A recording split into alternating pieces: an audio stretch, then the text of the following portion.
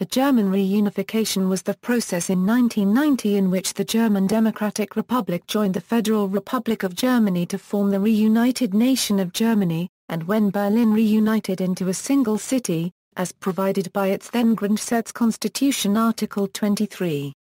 The end of the unification process is officially referred to as German unity, celebrated on October 3. German, Tag der Deutschen Einheit. The East German regime started to falter in May 1989, when the removal of Hungary's border fence opened a hole in the Iron Curtain.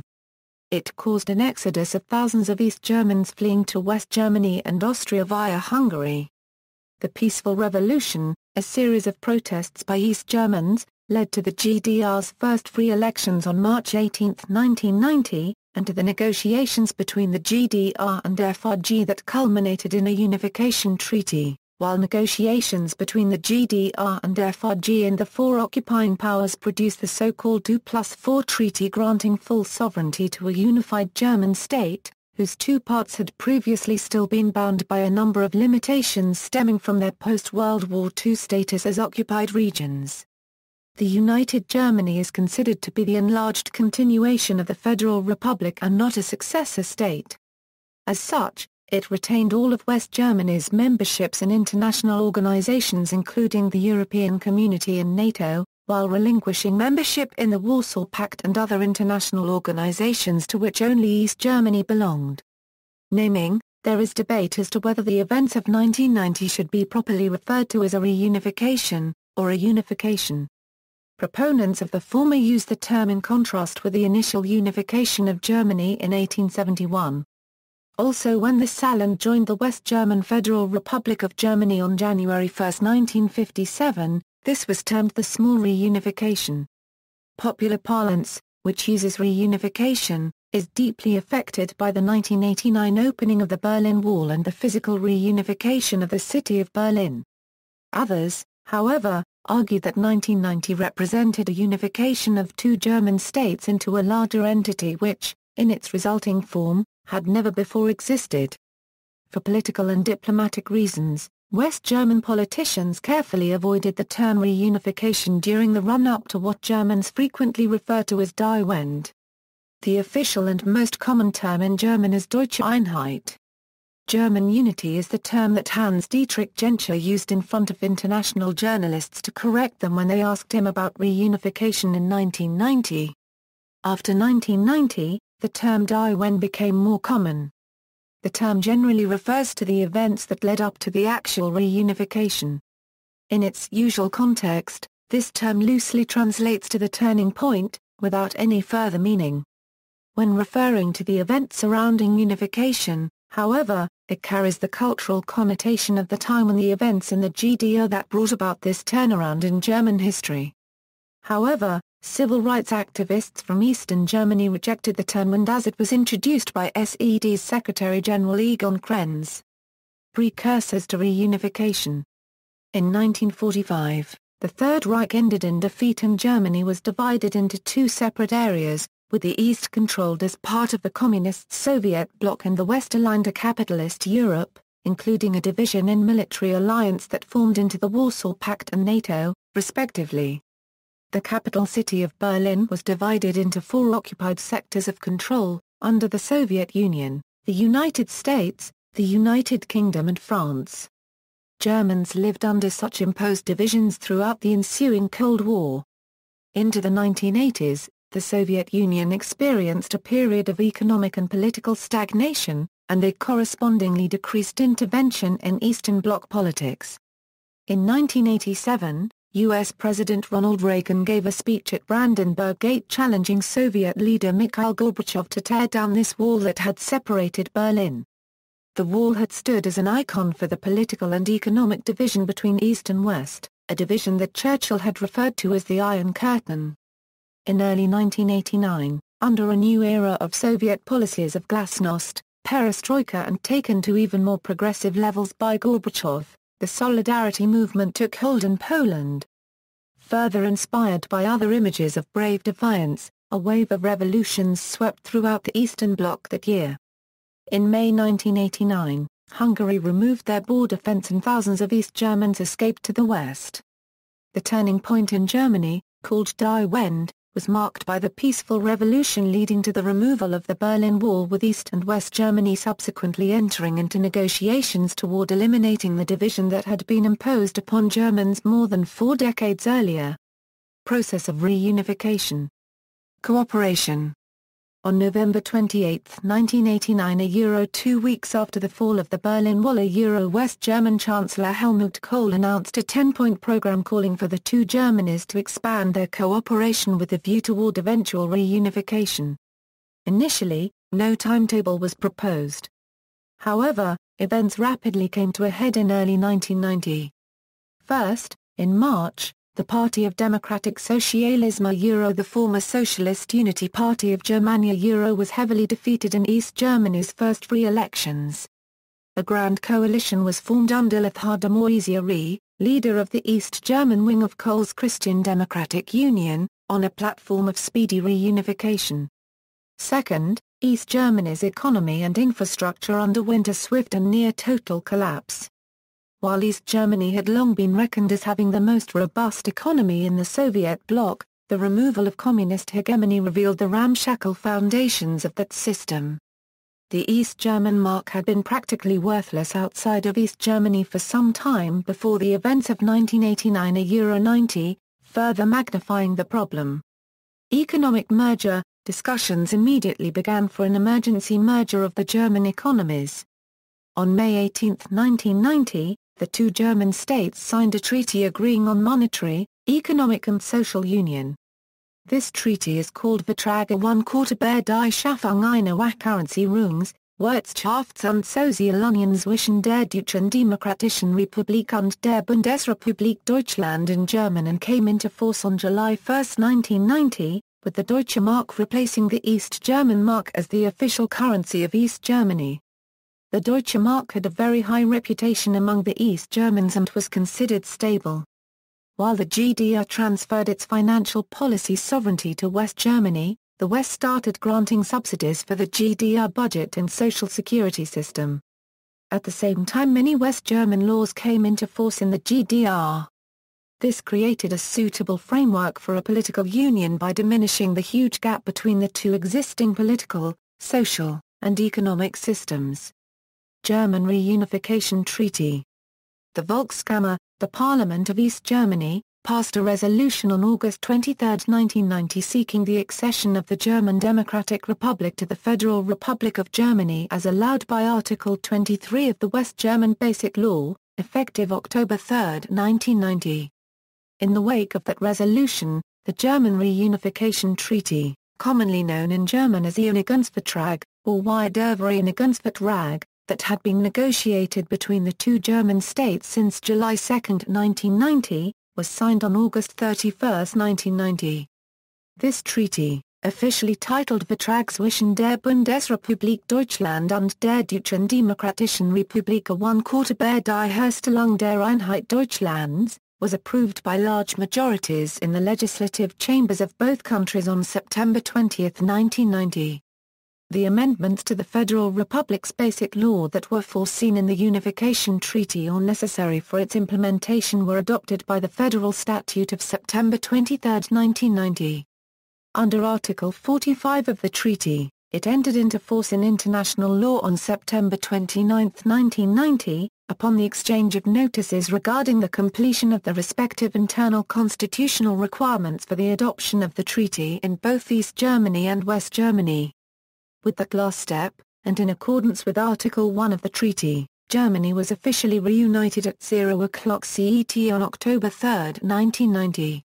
East Germany joined the Federal Republic as the five Landkreise of Brandenburg, Mecklenburg-Vorpommern, Saxony, Saxony-Anhalt and Thuringia.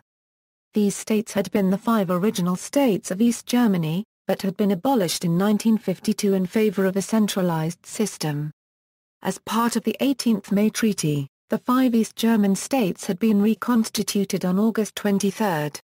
At the same time, East and West Berlin reunited into one city, which became a city-state along the lines of the existing city-states of Bremen and Hamburg.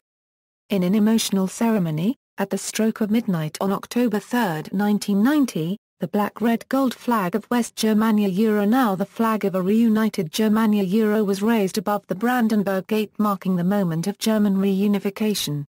Constitutional merger. The process chosen was one of two options implemented in the West German Constitution of 1949 to facilitate eventual reunification. The Basic Law stated that it was only intended for temporary use until a permanent constitution could be adopted by the German people as a whole. Via that document's Article 23, any new prospective La Quarantaine could adhere to the Basic Law by a simple majority vote. The initial 11 joining states of 1949 constituted the Tri-Zone.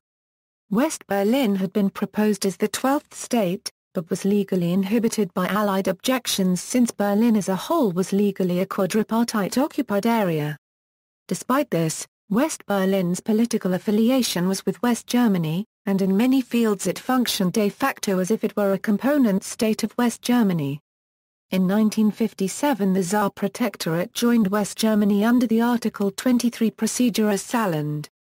The other option was Article 146, which provided a mechanism for a permanent constitution for a reunified Germany.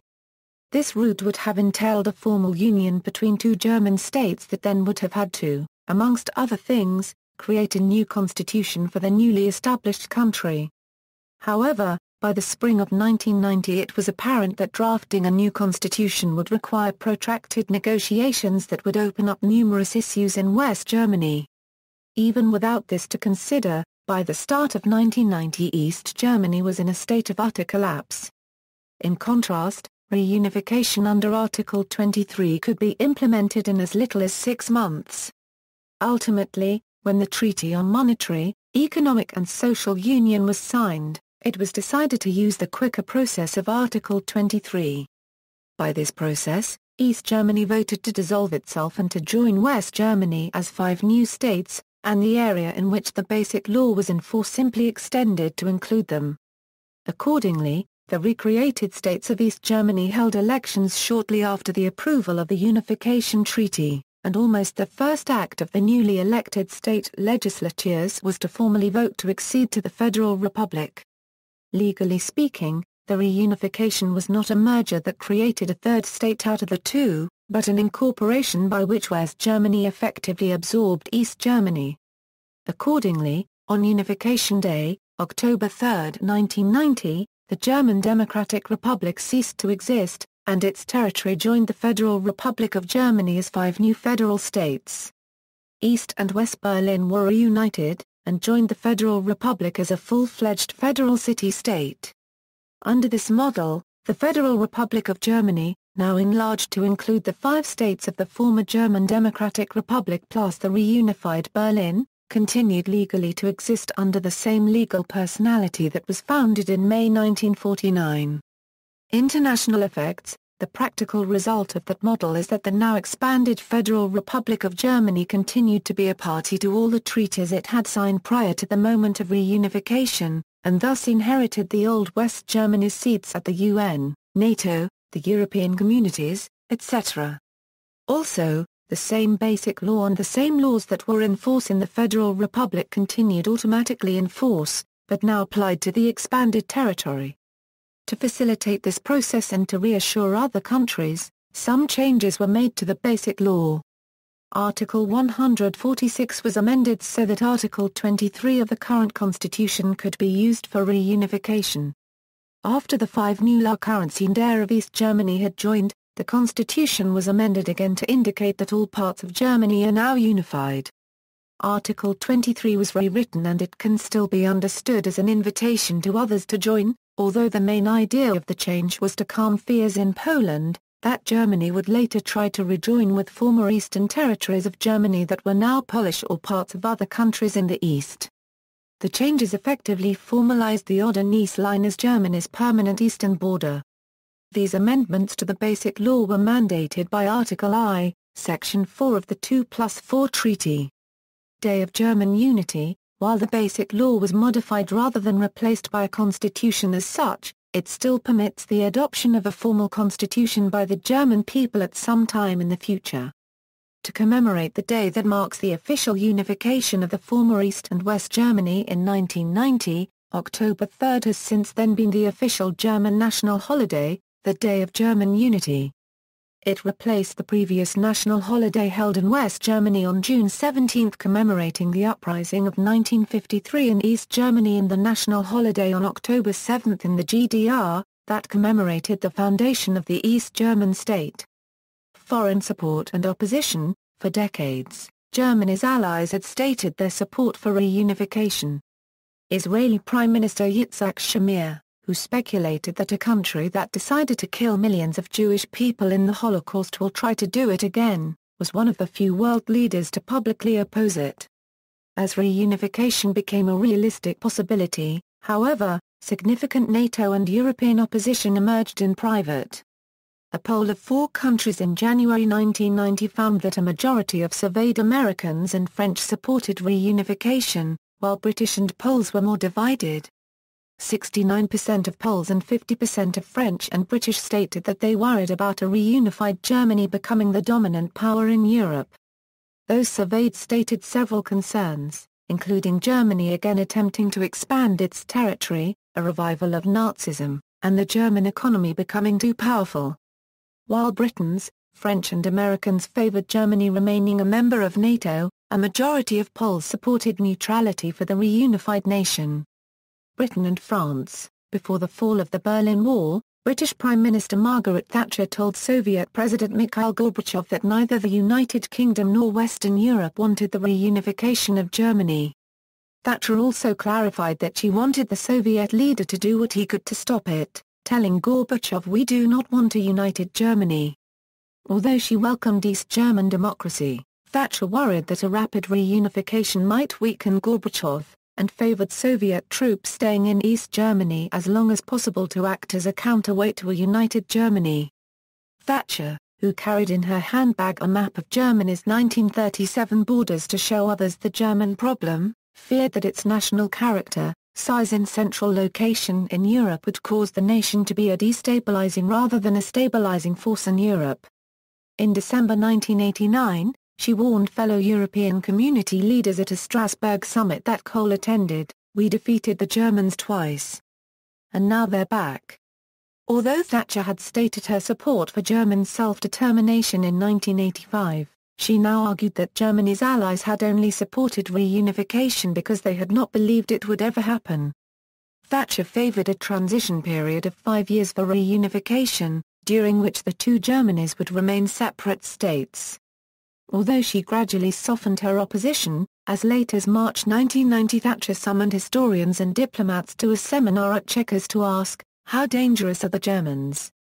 And the French ambassador in London reported that Thatcher had told him, "France and Great Britain should pull together today in the face of the German threat." The pace of events surprised the French, whose foreign ministry had concluded in October 1989 that reunification does not appear realistic at this moment. A representative of French President François Mitterrand reportedly told an aide to Gorbachev, "France by no means wants German reunification, although it realizes that in the end it is inevitable." At the Strasbourg summit, Mitterrand and Thatcher discussed the fluidity of Germany's historical borders. On January 20, 1990, Mitterrand told Thatcher that a unified Germany could make more ground than even Hitler had. He predicted that bad Germans would re-emerge, who might seek to regain former German territory lost after World War II and would likely dominate Hungary, Poland, and Czechoslovakia, leaving only Romania and Bulgaria for the rest of us. The two leaders saw no way to prevent reunification, however, as none of us was going to declare war on Germany. Mitterrand recognized before Thatcher that reunification was inevitable and adjusted his views accordingly. Unlike her, he was hopeful that participation in a single currency and other European institutions could control a united Germany. Mitterrand still wanted Thatcher to publicly oppose unification, however, to obtain more concessions from Germany. The rest of Europe, other European leaders' opinion of reunification was icy. Italy's Giulio Andreotti warned against a revival of pan-Germanism, and the Netherlands' Ruud Lubbers questioned the German right to self-determination. They shared Britain and France's concerns over a return to German militarism and the economic power of a reunified nation. The consensus opinion was that reunification, if it must occur, should not occur until at least 1995 and preferably much later.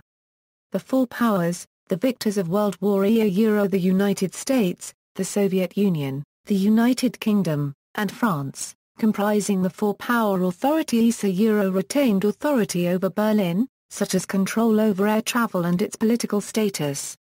The Soviet Union sought early to use reunification as a way to push Germany out of NATO into neutrality, removing nuclear weapons from its territory. West Germany interpreted a November 21, 1989 diplomatic message on the topic, however, as meaning that only 2 weeks after the wall's collapse the Soviet leadership already anticipated reunification. This belief, and the worry that his rival Genscher might act first, encouraged Kohl on November 28 to announce a detailed 10-point program for overcoming the division of Germany and Europe. While his speech was very popular within West Germany, Kohl's speech caused concern among other European governments, with whom he had not discussed the plan. The Americans did not share the Europeans' and Russians' historical fears over German expansionism, but wished to ensure that Germany would stay within NATO. In December 1989, the administration of President George H. W. Bush made a united Germany's continued NATO membership a requirement for supporting reunification. Kohl agreed, although less than 20% of West Germans supported remaining within NATO. He also wished to avoid a neutral Germany, as he believed that would destroy NATO, cause the United States and Canada to leave Europe, and Britain and France would form an alliance. The United States increased its support of Kohl's policies, as it feared that otherwise Oskar Lafontaine, a critic of NATO, might become Chancellor. Horst Teltschik, Kohl's foreign policy advisor, later recalled that Germany would have paid 100 billion Deutschmarks had the Soviets demanded it. The USSR did not make such great demands, however, with Gorbachev stating in February 1990 that the Germans must decide for themselves what path they choose to follow. In May 1990 he repeated his remark in the context of NATO membership while meeting Bush, amazing both the Americans and Germans. Conclusion: during a NATO Warsaw Pact conference in Ottawa, Canada, Genscher persuaded the four powers to treat the two Germanys as equals instead of defeated junior partners, and for the Six Nations to negotiate alone. Although the Dutch, Italians, Spanish, and other NATO powers opposed such a structure, which meant that the alliance's boundaries would change without their participation, the Six Nations began negotiations in March 1990. After Gorbachev's May agreement on German NATO membership, the Soviets further agreed that Germany would be treated as an ordinary NATO country, with the exception that former East German territory would not have foreign NATO troops or nuclear weapons. In exchange, Kohl agreed to reduce the sizes of both Germany's militaries, renounce weapons of mass destruction, and accept the post-war Oder-Neisse line as Germany's eastern border. In addition, Germany agreed to pay about 55 billion Deutschmarks to the Soviet Union in gifts and loans, the equivalent of 8 days of the West German GDP. The British insisted to the end, against Soviet opposition, that NATO be allowed to hold maneuvers in the former East Germany. After the Americans intervened, both the UK and France ratified the treaty on the final settlement with respect to Germany in September 1990, thus finalizing the reunification for purposes of international law. Thatcher later wrote that her opposition to reunification had been an unambiguous failure. Aftermath: full German sovereignty, confirmation of borders, withdrawal of the last Allied forces. On November 14, 1990, the United Germany and Poland signed the Germany-Euro-Polish Border Treaty, finalizing Germany's boundaries as permanent along the Oder-Neisse line, and thus, renouncing any claims to Silesia, East Brandenburg, Father Pomerania, and the southern area of the former province of East Prussia. The treaty also granted certain rights for political minorities on either side of the border. The following month, the first all-German free elections since 1932 were held, resulting in an increased majority for the coalition government of Chancellor Helmut Kohl. On March 15, 1991, the treaty on the final settlement with respect to Germany, that had been signed in Moscow back on September 12, 1990 by the two German states that then existed on one side, and by the four principal Allied powers on the other, entered into force, having been ratified by the Federal Republic of Germany and by the four Allied nations. The entry into force of that treaty put an end to the remaining limitations on German sovereignty that resulted from the post-World War II arrangements. Under that treaty, the last Allied forces still present in Germany left in 1994, in accordance with Article 4 of the treaty, that set December 31, 1994 as the deadline for the withdrawal of the remaining Allied forces. The last to leave were the Russians. The bulk of the Russian ground forces left Germany on June 25, 1994 with a military parade of the 6th Guards Motor Rifle Brigade in Berlin. The withdrawal of the last Russian troops was completed on August 31, 1994, and the event was marked by a military ceremony in the Treptow Park in Berlin. As for the German-Polish border treaty, it was approved by the Polish Sejm on November 26, 1991 and the German Bundestag on December 16, 1991, and entered into force with the exchange of the instruments of ratification on January 16, 1992. The confirmation of the border between Germany and Poland was required of Germany by the Allied powers in the 2+4 treaty. Cost of reunification. The subsequent economic restructuring and reconstruction of Eastern Germany resulted in significant costs, especially for Western Germany, which paid large sums of money in the form of the solidarity currency Zuschlag in order to rebuild the East German infrastructure.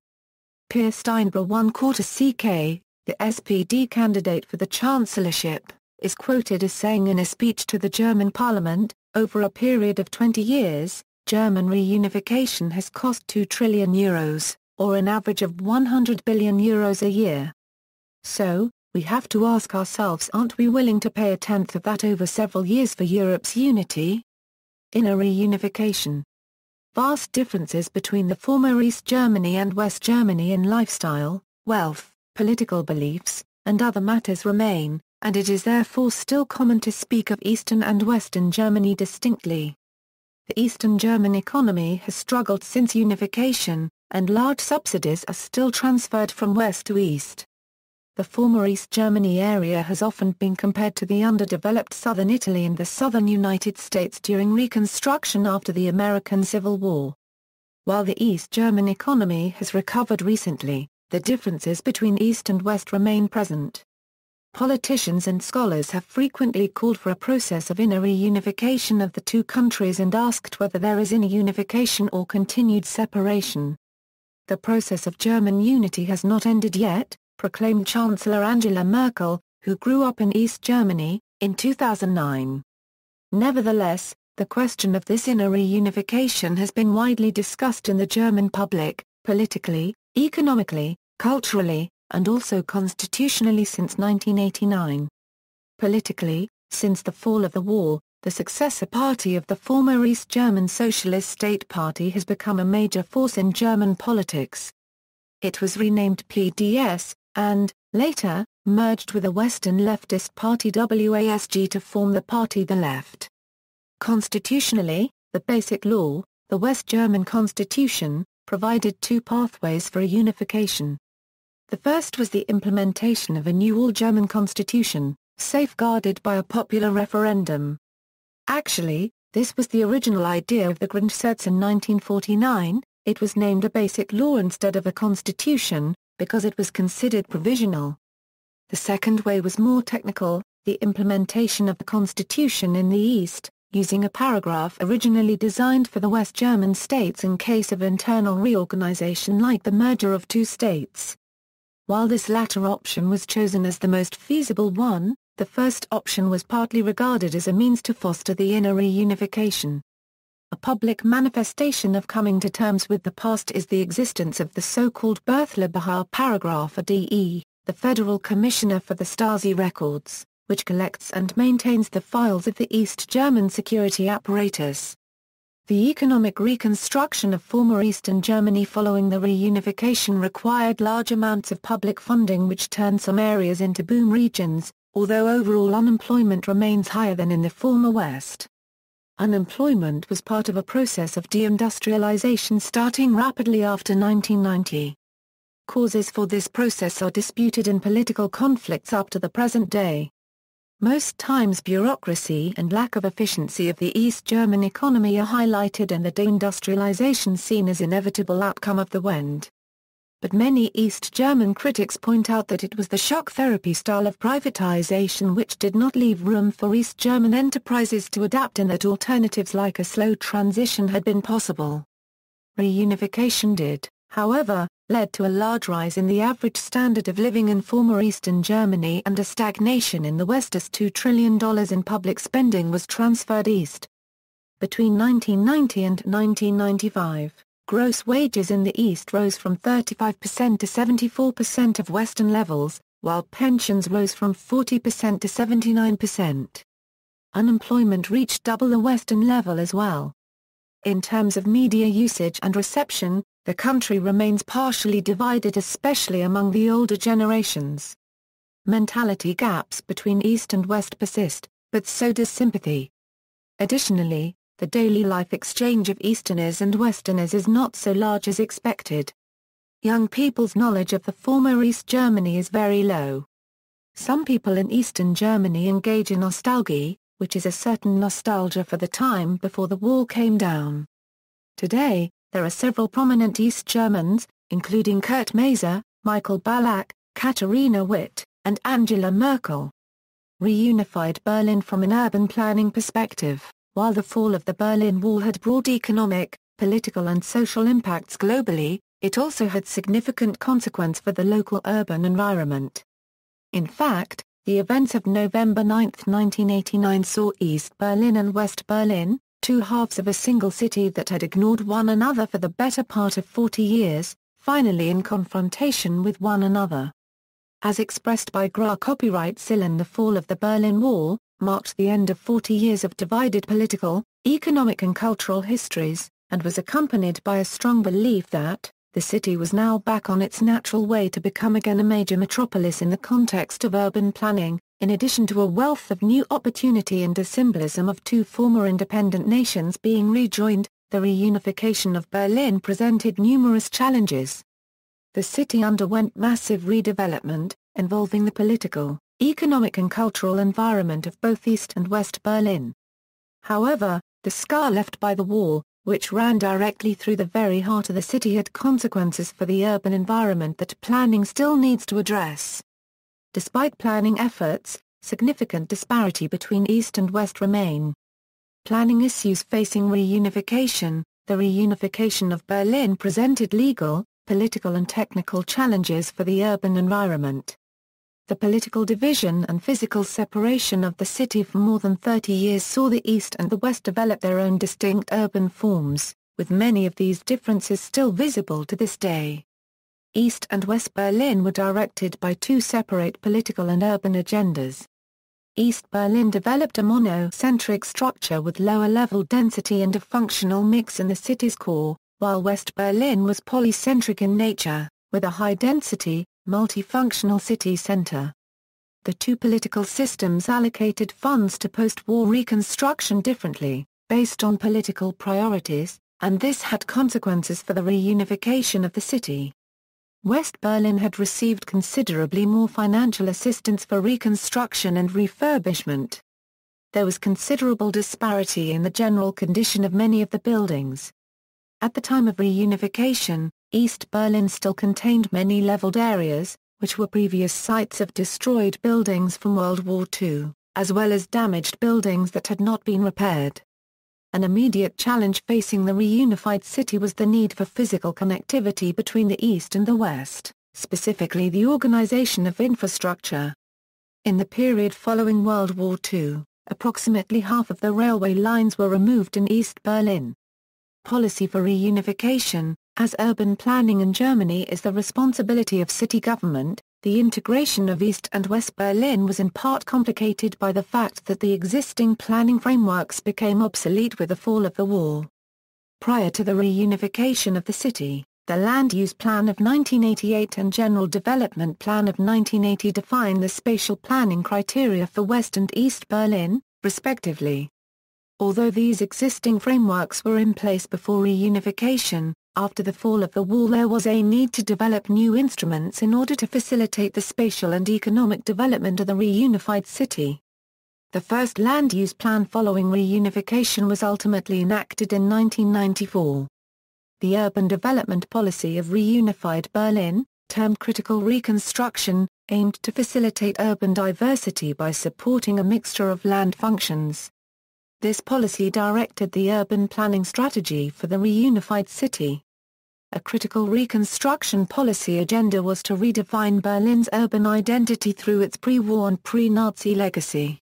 Elements of critical reconstruction were also reflected in the overall strategic planning document for downtown Berlin, entitled Inner City Planning Framework. Reunification policy emphasized restoration of the traditional Berlin landscape. To this effect, the policy excluded the legacy of socialist East Berlin and notably of divided Berlin from the new urban identity. Ultimately, following the collapse of the German Democratic Republic on October 3, 1990, all planning projects under the socialist regime were abandoned.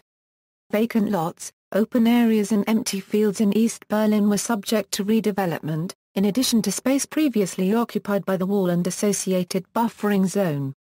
Many of these sites were positioned in central, strategic locations of the reunified city. The removal of the wall saw the city's spatial structure reoriented. After the fall of the wall, Berlin's urban organization experienced significant upheaval following the physical and metaphorical collapse of the wall, as the city sought to reinvent itself as a Western metropolis. Redevelopment of vacant lots, open areas and empty fields as well as space previously occupied by the wall and associated buffering zone were based on land use priorities as reflected in critical reconstruction policies. Green space and recreational areas were allocated 38% of freed land. 6% of freed land was dedicated to mass transit systems to address transport inadequacies. Reunification initiatives also included construction of major office and commercial projects, as well as the renovation of housing estates in East Berlin. Another key priority was re-establishing Berlin as the capital of Germany, and this required buildings to serve government needs, including the redevelopment of sites for scores of foreign embassies.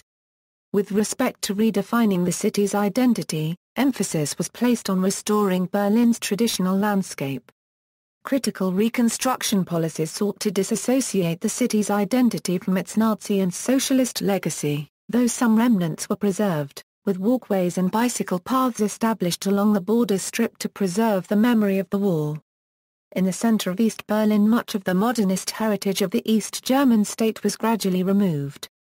Reunification saw the removal of politically motivated street names and monuments in the East in an attempt to reduce the socialist legacy from the face of East Berlin. Immediately following the fall of the wall, Berlin experienced a boom in the construction industry. Redevelopment initiatives saw Berlin turn into one of the largest construction sites in the world through the 1990s and early 2000s. The fall of the Berlin Wall also had economic consequences. Two German systems covering distinctly divergent degrees of economic opportunity suddenly came into intimate contact.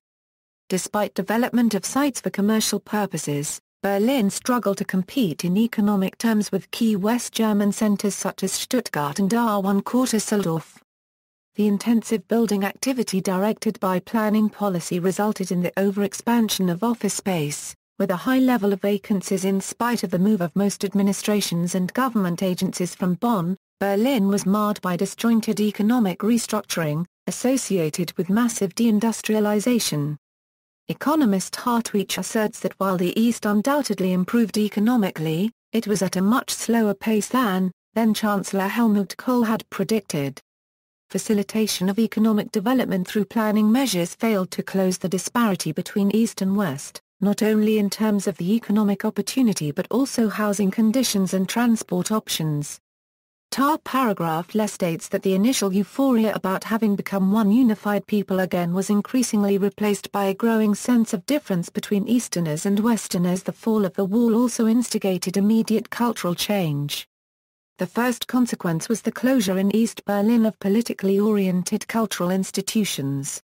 the fall of the Berlin Wall and the factors described above led to mass migration from East Berlin and East Germany, producing a large labor supply shock in the West. Emigration from the East, totaling 870,000 people between 1989 and 1992 alone, led to worse employment outcomes for the least educated workers, for blue-collar workers, for men and for foreign nationals. At the close of the century, it became evident that despite significant investment and planning, Berlin was yet to retake its seat between the European global cities of London and Paris. Yet ultimately, the disparity between east and west portions of Berlin has led to the city achieving a new urban identity.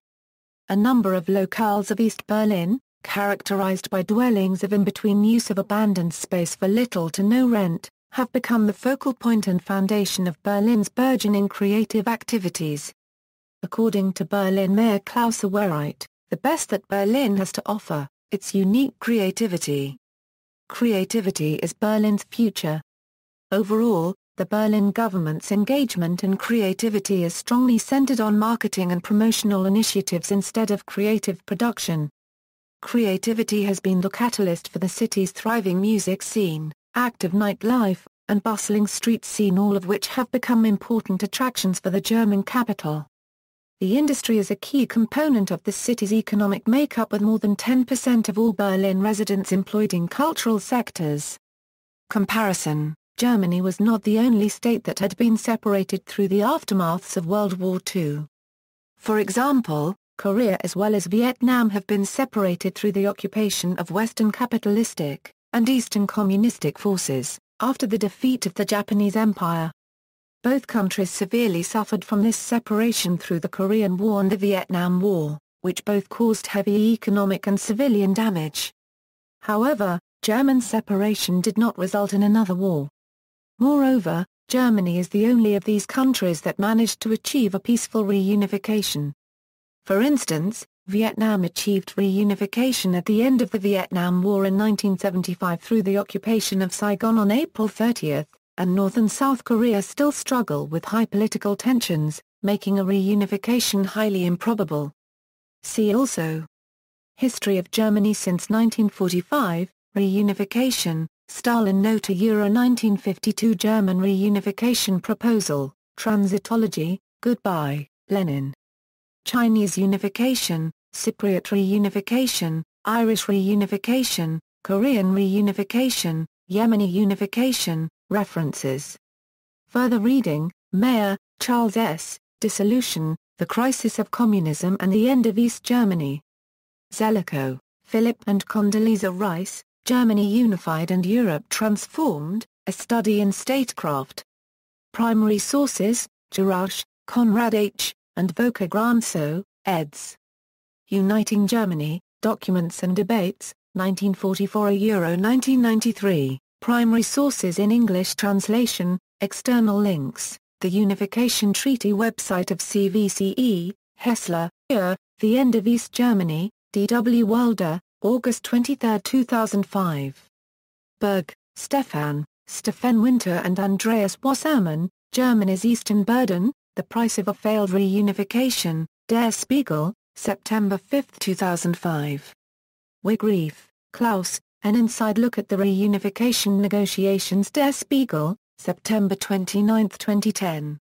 German Embassy Publication, In Focus, German Unity Day, Problems with Reunification from the Dean Peter Croft Foreign Affairs Digital Archives.